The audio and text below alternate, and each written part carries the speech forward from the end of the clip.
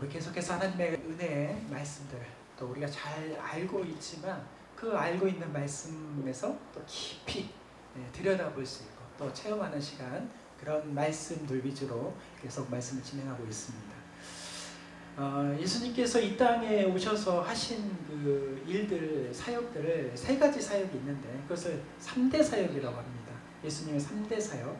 예수님의 3대 사역이 잘 나와 있는 말씀이 복음서 중에 특별히 마태복음 4장 23절과 9장 35절에 예수님의 3대 사역을 구체적으로 정확하게 말씀하시는 말씀이 있는데 이 두 말씀이 거의 비슷하기 때문에 한 말씀, 마태복음 9장 35절 말씀을 우리 다 같이 한번 읽어보도록 하겠습니다. 예수께서 모든 도시와 마을에 두루 다니사 그들의 회당에서 가르치시며 천국 복음을 전파하시며 모든 병과 모든 약한 것을 고치시느니라. 아멘. 네, 이 말씀. 예수님께서의 3대 사역은 첫 번째로가 회당. 그러니까 지금으로 말하면 사람들이 모여있는, 믿음의 사람들이 모여있고 말씀을 사모하면서 모여있는, 또는 그런 기대를 소망하는 사람들이 모여있는 이 교회와 같은 것이겠죠. 교회에서 말씀을 가르치는 것과 또 두루 다니면서 천국 복음, 하나님의 나라가 이제 왔다, 하나님의 나라가 멀지 않았다, 이제 모든 것들 가운데 역사하실 것이다 라는 것을 복음을 전파하셨고, 그리고 모든 병과 모든 약한 것을 고치시는 이 고치심의 사역, 가르치심과 전파하심과 고치심의 사역이 이 3대 사역이라고 합니다. 우리도 이 말씀에 따라서 우리의 삶 속에서 예수님의 사역을 닮아서 함께 가르치고 또 전파하고 고치고 이렇게 함께 위로하고 사랑하는 그런 사역들 가운데 함께 나가야 될 줄 믿습니다. 그런데 이 3대 사역 중에서 특별히 예수님께서 우리 모든 병과 모든 약한 것을 고쳐주신다라는 것은 우리가 잘 알고 있는 말씀으로, 영어로는 힐링, 치유라는 말인 거죠. 이 말씀인데, 이 단순히 이 치유라는, 이 힐링이라는 것은 병만 고쳐주신다라는 것의 그 치료의 그 병 부위 또는 어떤 다친 상처에 대한 것을 고쳐주신다는 것의 그 치료의 의미를 넘어서 병이 생긴 원인을 알게 하고 병이 다시는 재발되지 않도록 하는 그런 의미가 있는, 그러니까 몸의 질병만이 아닌 이 내면의 마음의 상처와 더 나아가서는 영적인 죄까지 해결해 주신다라는, 오늘 제목처럼 완전한 치유를 말씀하시는 것이 바로 이 고치심이라는 것입니다. 이런 예수님의 그 완전한 그 치유에 대해서 사도 바울이 이렇게 데살로니가전서 5장 23절 말씀에 이렇게 기록하고 있습니다. 우리 같이 한번 읽어보도록 하겠습니다. 평강의 하나님이 친히 너희를 온전히 거룩하게 하시고 또 너희의 온 영과 혼과 몸이 우리 주 예수 그리스도께서 강림하실 때 흠 없게 보존되기를 원하노라. 아멘. 하나님께서 바라고 원하는 것은 이 영과 혼과 몸이 흠 없게 보존되기를, 흠이 없게 보존되기를 원한다라는 말씀인 거죠. 이것은 이 고치신다라는 이 말씀 자체가 육신의 것만이 아니고 영혼육, 하나님께서 아름답게 창조하신 그 상태로의 날마다의 회복을 말씀하신 거예요. 그러니까 전인적인 치유, 이 전인적인 치유를 하나님께서는 이 완전한 치유, 회복, 치유, 고치심이라는 것을 말씀하시는 것입니다. 그래서 예수님께서 우리를 고쳐주시는 사역, 이 치유의 사역에 대해서 예수님의 사역은 육신에 관련된 치료의 외에 좀 더 특별한 무언가가 있습니다. 이 특별한 무언가를 보여주시는, 잘 보여주는 말씀이 오늘 본문의 말씀인 거죠. 이 특별한 뭔가를 깨달아서 우리의 영혼 육의 치유, 완전한 치유의 은혜가 넘치는 인생들이 되시기를 바랍니다. 뭔가가 특별한 게 있단 말이죠. 오늘 이야기는 공간복음, 특별히 누가복음에만 있는 말씀이 아니고요, 마태복음 9장과 또 마가복음 5장에 같은 내용들이 쓰여 있습니다. 물론 조금씩은 다른 관점에 따라서 또 저자에 따라서 또 상황에 따라서 조금씩은 다르지만 같은 내용들을 보고 있는 말씀들이 그렇게 나옵니다. 오늘 본문의 주인공은 여자입니다. 남자가 아니고 여자입니다. 예수님 당시 여자들은 인간으로서는 참 차별되고 가치 없는 인생, 버려진 인생이었습니다. 인구 조사에서도 사실을 제외됐죠. 그래서 성경에서 많은 무리들을 한 20명 얘기하면은 거기에 플러스 곱하기 몇을 해요? 최소한 2, 3 정도 4는 해야 돼요. 그러니까 20명이면은 벌써 80명, 100명 정도의 사람들을 얘기하는 것이죠. 그렇게 인구조사에서도 계수되지 않고, 거기뿐만 아니라 성전에 예배 드릴 때도요, 여자들은 같은 유대인임에도 불구하고, 그러니까 이방인이 아님에도 불구하고 이방인들이 드려지는 이 성전뜰에서 예배를 드릴 수 있도록 규정되어 있는 차별적인 상황을 갖고 있는 것이죠. 특별히 이 초기 교회 역사가 유세비우스라는 사람의 해석에 의하면 오늘 본문에 나오는 이 여인은 지금 같은 예루살렘, 이스라엘 땅에서 살고 있는 사람이 아니고요, 이방 땅인 이 가이사랴의 사람으로서 어쩌면 더 천대받은 사람이었다라고 말씀하는 그런 해석도 있습니다. 더욱이 이 여인은 그러한 자신의 여인으로서의 처지뿐만 아니라 건강을 잃은 상태였습니다. 이 부인병, 혈루증이라고 하죠. 12년 동안 이 혈루증으로 인하여서 고생하였고 온갖 방법들을 다 쓰면서 고쳐보려고 했으나 오히려 그것을 괴로움만 더했을 뿐이지 아무런 효과도 효용도 없고, 그런 것들을 계속 괴로워하면서 그렇게 12년간 살아온 불쌍한 여자였습니다. 이 혈루증이라는 것은 여러분 잘 아시고 또 경험을 해보신 못하는 분, 저희 같은 남자들은 잘 모르기도 하죠. 이 생식기의 그 어떤 부분의 이상으로 인해서 출혈이 계속되어서 어떤 여자로서 아름다움을 뽐내면서 또 아름다움으로 인하여서 살아가는 그 12년의 생활, 말이 숫자가 12년이죠. 이게 이제 의미하는 의미가 있는 것이죠. 어쩌면 하늘의 숫자 3, 땅의 수 4를 곱해서, 그러니까 이 땅에서 어떠한 세상의 어떤 방법으로도 어떠한 해결도 없는 절망의 상태, 그 12년간 그 평생이 어쩌면은 그 여인의 평생의 상황 가운데에서 그런 처참한 절망의 상황으로 살았다. 이 여인의 인생의 모습을 보여주는 말씀입니다. 더욱이 이 여인이 살고 있는 곳에는 물이 부족한 곳이었습니다. 매우 기이했어요. 그래서 마실 물도 없을 형편이었기 때문에 피가 흐르고 더러워진 몸을 씻을 수가 있었겠냔 말이죠. 씻을 수가 없는 거예요. 목욕할 수도 없는 거죠. 병을 고치기 위해서 여러 가지 애쓰다 보니까 모든 재산을 탕진하는, 그렇게 탕진함에 있어서 목욕도 못하고요. 목욕을 못했을 뿐만 아니라 그때 당시에는 참 옷도 되게 고가의 비싼 것들이었기 때문에 사실 단벌로 살아가는 사람들이 많았습니다. 그래서 예수님의 옷을 나눠 가지려고 사람들이 애썼잖아요. 그것이 귀했기 때문에 그렇습니다. 그래서 이 옷조차 갈아입을 수가 없었기 때문에 그 혈루증으로 인하여서 어떻겠어요? 온 몸이 날마다 피가 흐르고, 그 피가 없어졌겠습니까? 옷에 말라붙고 들러붙고 찌들어 있고, 그로 인해서 오죽 냄새가 나지 않았겠어요? 냄새가 너무너무 많이 났을 거예요. 불결하고 냄새가 나고, 그러한 처참한 모습들 상상이 되십니까? 사실 그게 상상이 잘 안 될 정도로 온 모습들이 그런 모습이죠. 그러다 보니까 이 여인에는 주변의 남편뿐만 아니라 자식들, 자녀들, 이웃들, 형제들 모두가 다 떠나고요. 또 이웃과 사람들 사이에서도 전혀 그 틈에 끼지도 못하면서 함께 살아갈 수 있는 상태가 아니고, 인간관계는 모두가 끊어진 상태인 것이죠. 그뿐만 아니라 율법에서 보면은요, 이 혈루증을 가진 여인은 이게 피가 흐른다라는 것은 부정한 사람, 부정한 상태를 얘기하기 때문에 하나님 앞에 나가서 예배를 드릴 수가 없었던, 성전에 들어갈 수가 없는 상태를 말합니다.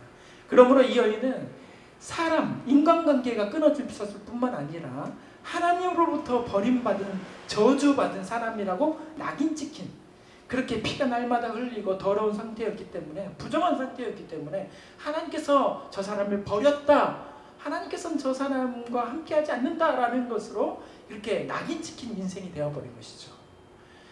여자이고 이방인에다가 이런 혈우증을 앓는 여자, 이보다 더 처참하고 더 비참한 인생이 있을 수 있겠습니까?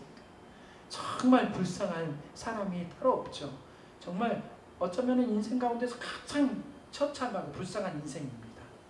그런데 이 본문을 통해서 알 수 있듯이 이런 처참한 절망 속에 12년간, 어쩌면 평생이라는 숫자일 수도 있겠죠.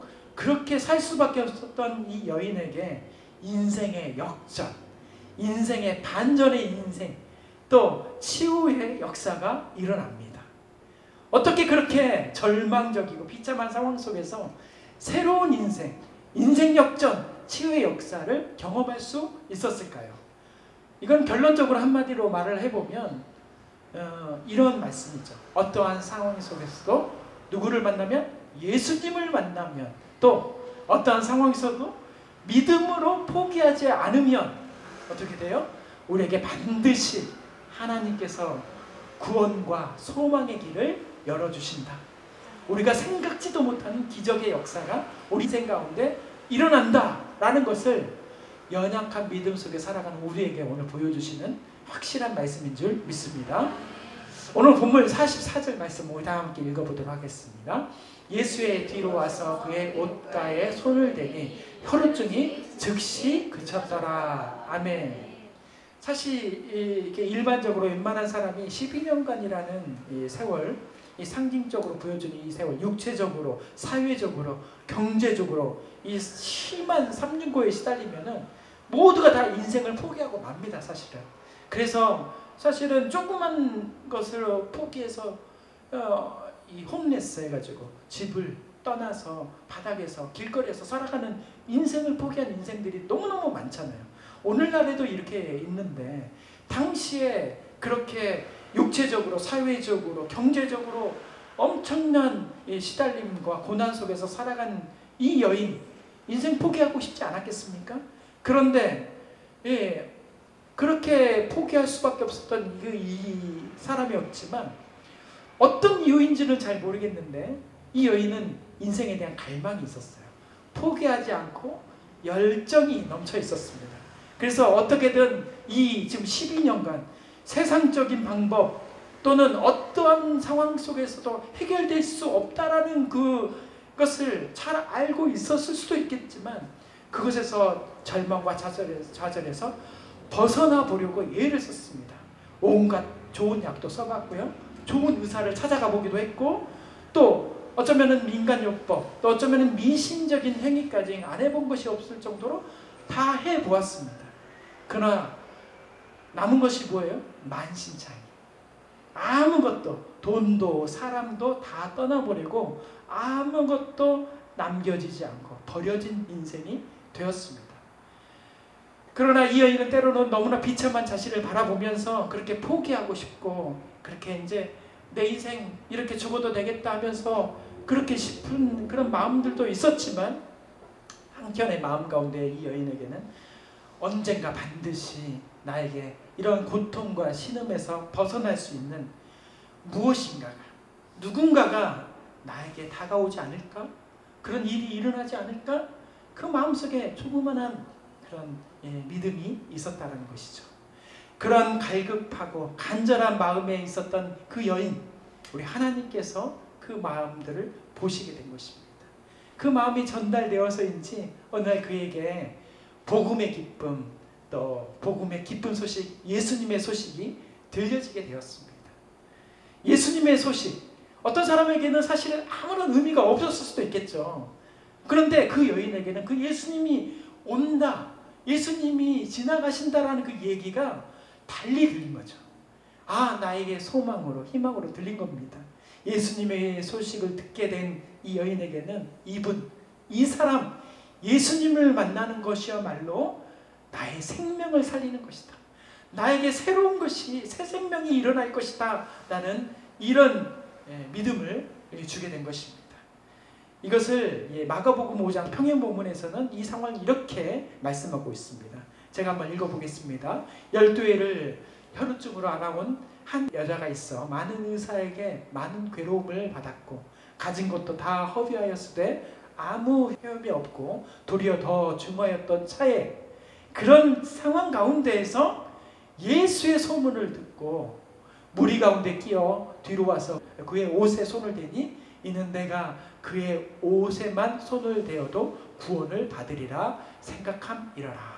아멘. 여인은 이렇게 생각했다는 것입니다. 예수님을 만나는 것은 근데 그런 쉬운 일이 아니었었어요. 예수님을 저마다 여러 가지 사연으로 수많은 사람들이 둘러싸여서 따르고 무리가 있었기 때문에 예수님을 만나는 일이 쉬운 일이 아니었습니다. 또 혹시 예수님을 해하려고 하는 사람들도 있을 수 있었기 때문에 아마 주위에서 이 제자들이 경계하면서 호위한 상황이었기 때문에 여자의 모습으로 또는 그렇게 냄새나는 모습으로 예수님 가까이 가는 것은 불가능한 일이었습니다. 더욱이 여인은 사람들 관계가 끊어진 상태였기 때문에 벌써 오래된 상황이었기 때문에 사람들 사이에 있다는 그 자체 그것도 정신이 하나 없었을 것이고 또 그런 여러 가지 모습을 통하여서 예수님 앞으로 나간다는 것은 그렇게 특별히 부정한 모습으로 예수님 앞에 나간다는 것은 돌을 맞고 매를 맞아 죽을 수도 있는 그런 두려운 상황이 있었습니다. 그럼에도 불구하고 그 여인은 마지막 희망, 마지막 기회, 소망이란 새 생명을 찾기 위해 이것을 포기할 수가 없었습니다. 예수님과의 만남을 포기할 수가 없었다라는 것입니다. 우리는 우리 인생에 많은 만남들을 하고 있습니다. 하지만 그 모든 만남들이 다 나를 성공적으로 이끌고 또 희망적으로 살게 하고 새 생명, 새로운 생명으로 살게 하는 만남은 아닙니다.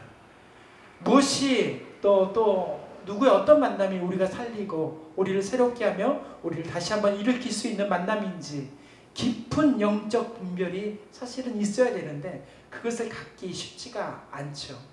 이 사람이 나를 살리는 것인가? 저 사람이 나를 살리는 것인가? 저 사람과 나와 함께하면 소망이 일어나는 것인가? 사실 그런 분별함이 없는 것이죠. 이 여인도 세상의 수많은 만남들을 통하여서 자신의 문제 또 이 모든 어려움들을 이겨내 보려고 애를 썼을 것입니다. 또 썼다고 말씀하잖아요. 그런데 해결이 됐습니까? 해결이 안 됐죠. 아무것도 해결이 안 됐습니다. 방금 읽으신 말씀 봐도 알듯이 마가복음 26절 그 위에 보면은 많은 의사에게 많은 괴로움을 받았고 가진 것도 다 허비했으되 아무 효험이 없었다라고 말씀합니다. 이것은 우리가 할 수 있는 힘과 노력과 의지와 생각의 결과 세상이 주는 답이라는 것입니다.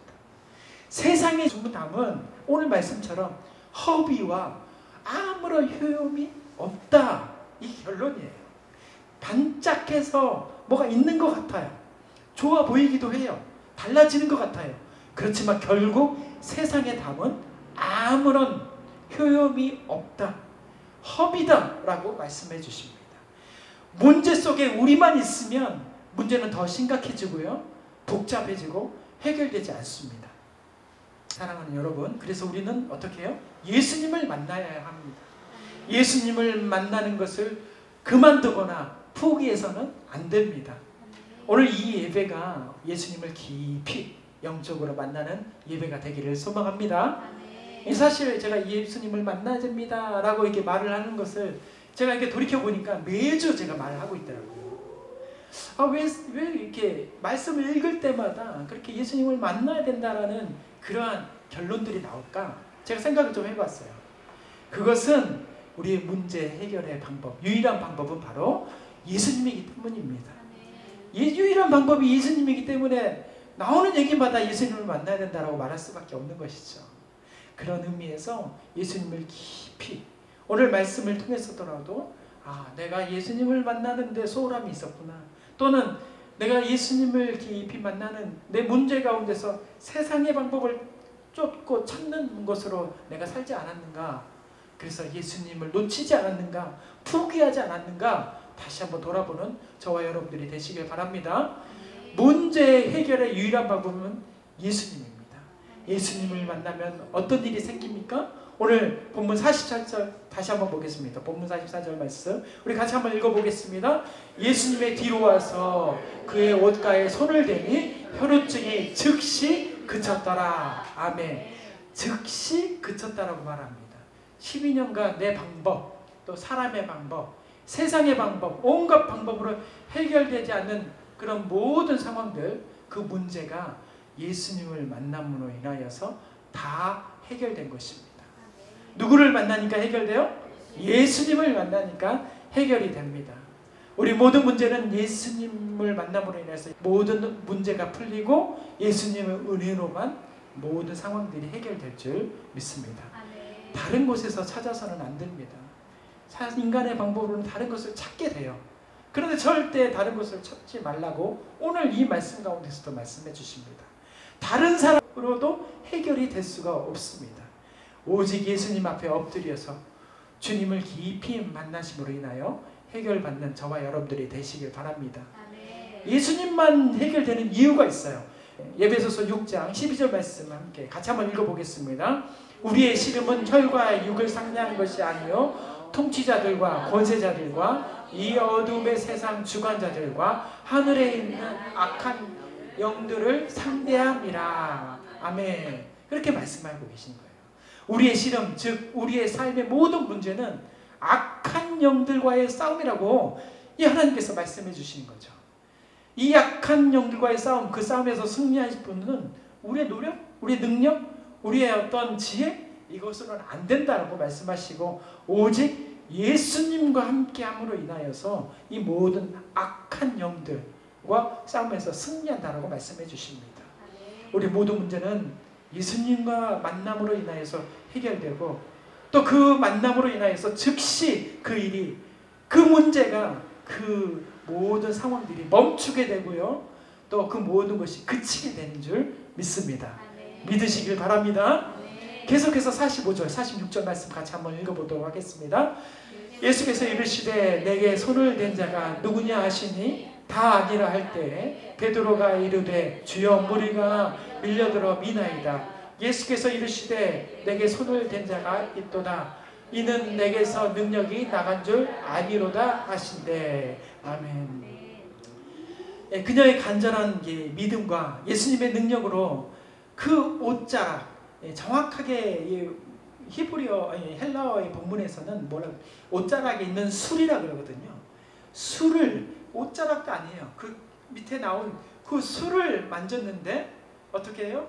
즉시 혈류병이 그쳤다. 하혈이 멈췄다라는 것을 그 여인은 몸으로 느끼게 되었습니다. 얼마나 감격스러운 일이에요.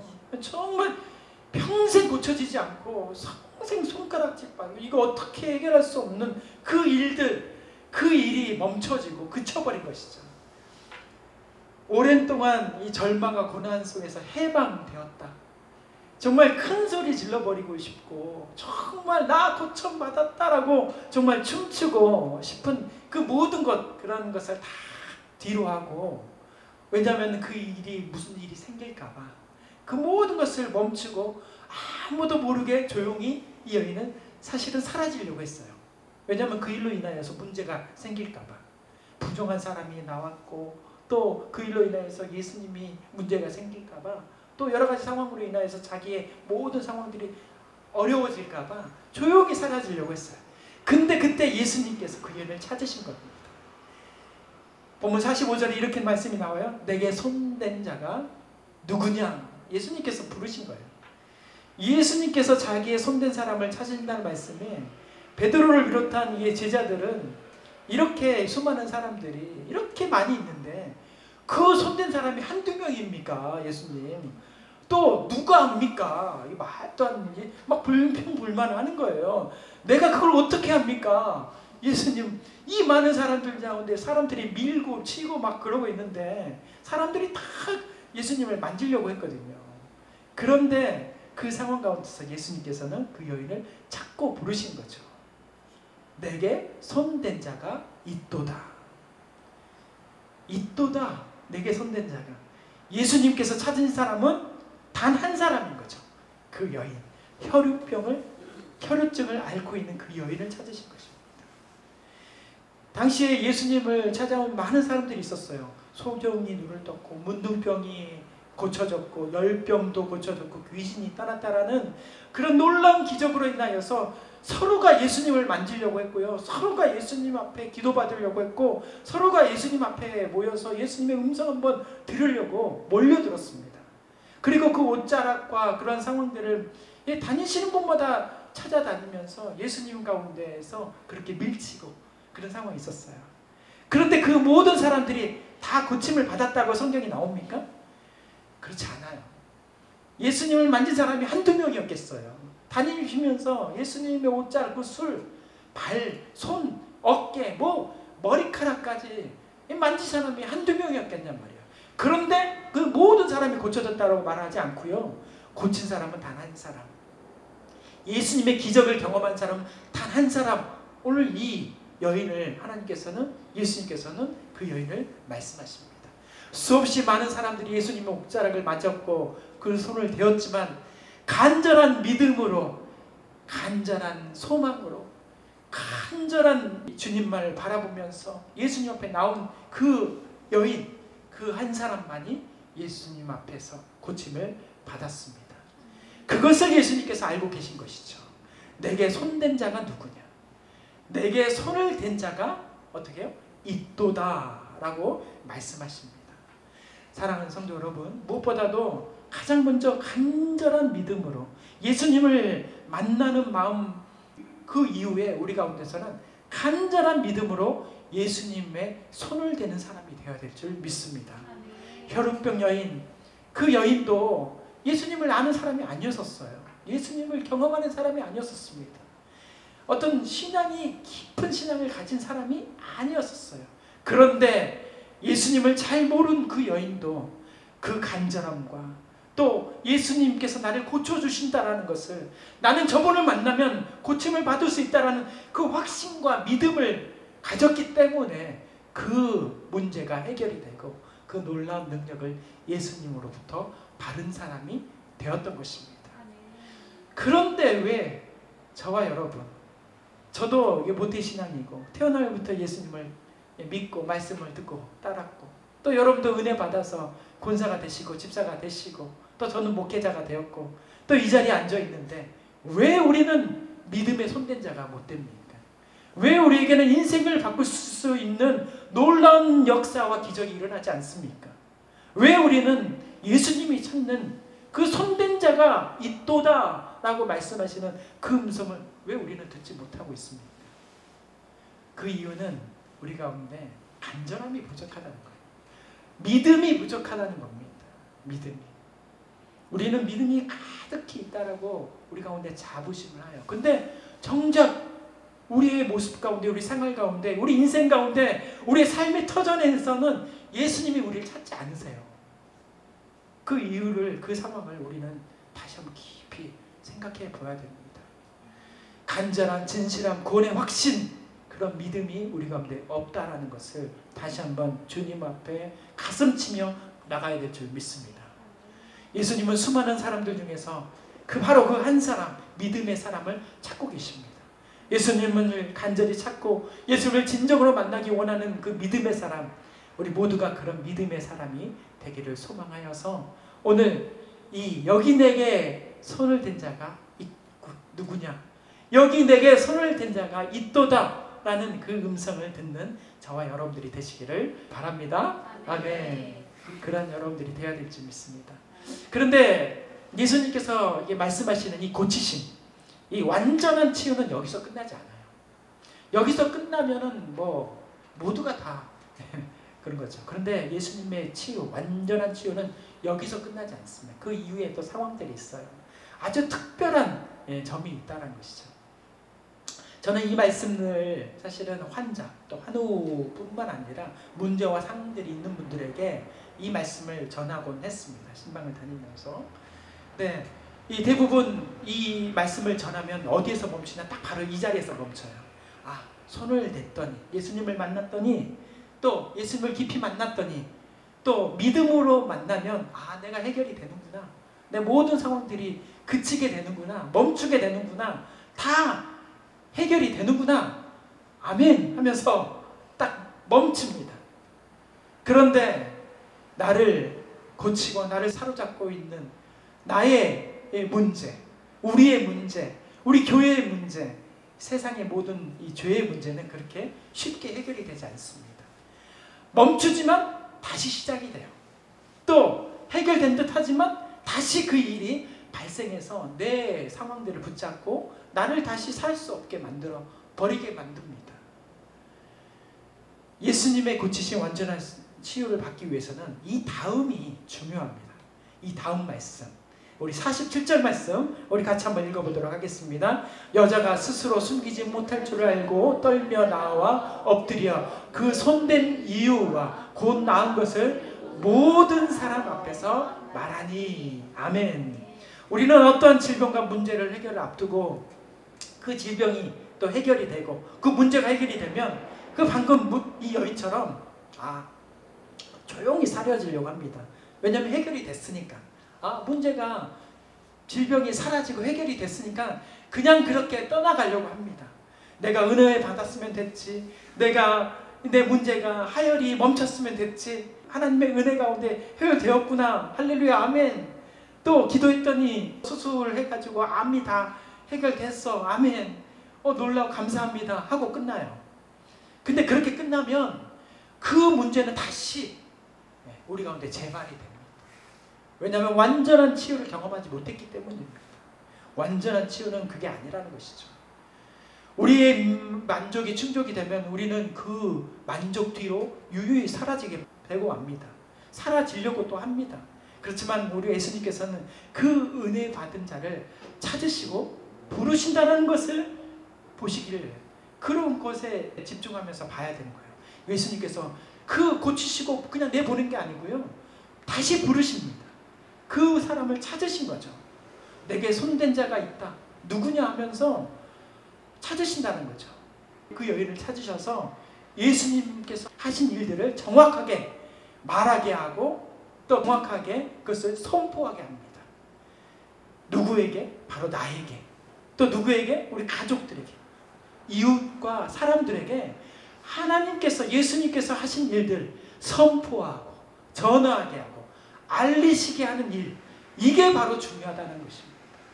그 일이 있어야만이 완전한 치유가 일어난다는 것을 예수님께서 말씀해 주시는 거예요. 내가 받은 은혜, 내가 받았으니까 내가 그 받은 은혜 나만 누리면 되지라고 사라지는 것이 아니고요.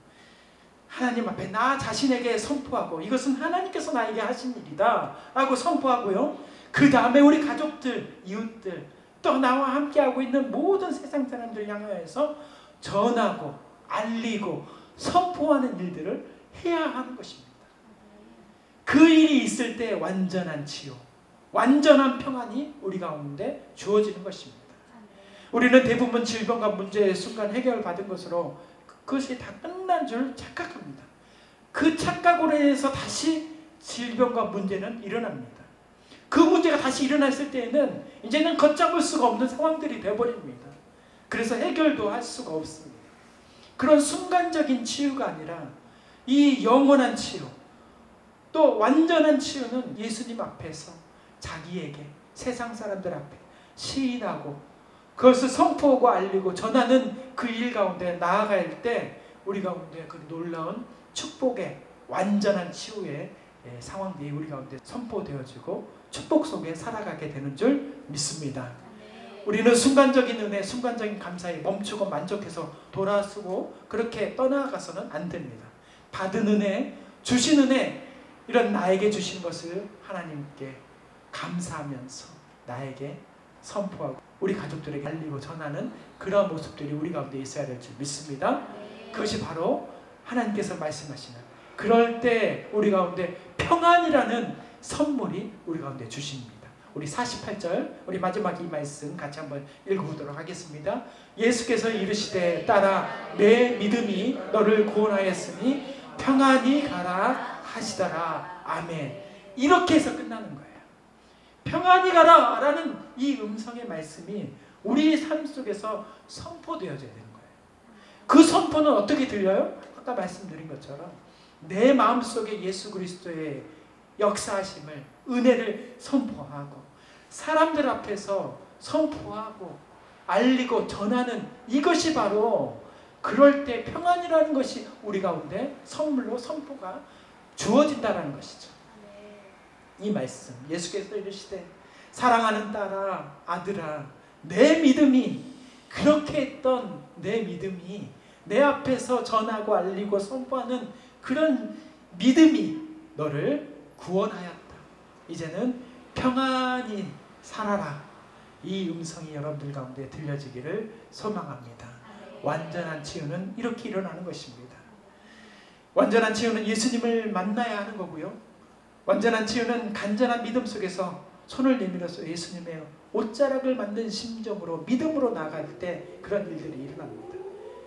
또 그런 완전한 이 믿음은 치유는 나에게 베풀어 주신 그 은혜를 나에게 또 우리 가족에게 이웃에게 세상 사람들에게 선포하고 알리고 전하는 그런 삶을 살아가는 복된 전도자의 삶을 살아갈 때 우리 가운데 평안이라는 것이 주어질 줄 믿습니다.